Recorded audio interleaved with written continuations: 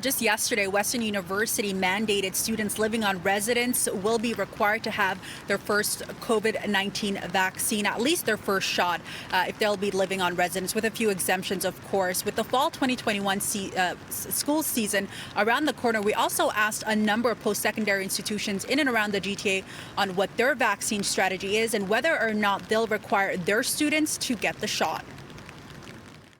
In my experience, all of the young people that I know from both Queen's and other universities are very eager to get vaccinated.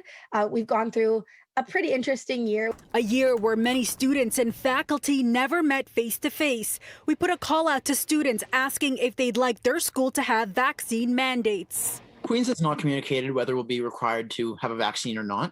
The communication has largely been around the fact that they are committing to reopening and returning to normal life as much as is possible under the circumstances. I think that it would be a good idea because students come from, U of T is a huge campus, and students come from all over the world. We reached out to a number of schools in and around the GTA about their strategies this fall. Though encouraging vaccinations, the schools have not confirmed if they'd be mandated. The University of Toronto would only say it's working closely with the province and health officials, adding that it also has plans to host on-campus vaccine clinics.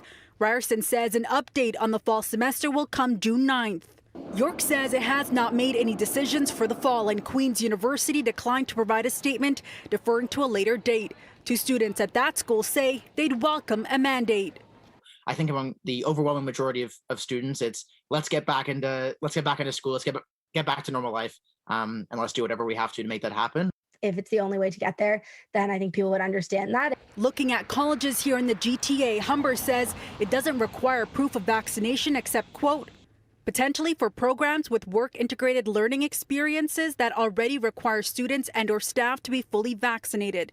Seneca did not respond to her email request, and Centennial College says it's looking to consult communities, adding, like many post-secondary institutions, it's grappling with the concept of mandatory vaccinations for students. This is the subject of considerable exploration and debate among college and university administrators. It wouldn't surprise me if you post-secondary institutions, as part of in-person learning, have a mandate that students have the COVID vaccine, or giving them the option to learn online. Mandating vaccines at schools isn't new, says Dr. Anna Banerjee, adding that a number of colleges in the U.S. are requiring their students to be vaccinated against the virus in order to attend in-person learning. She says the vaccines are particularly important for congregate settings like classrooms.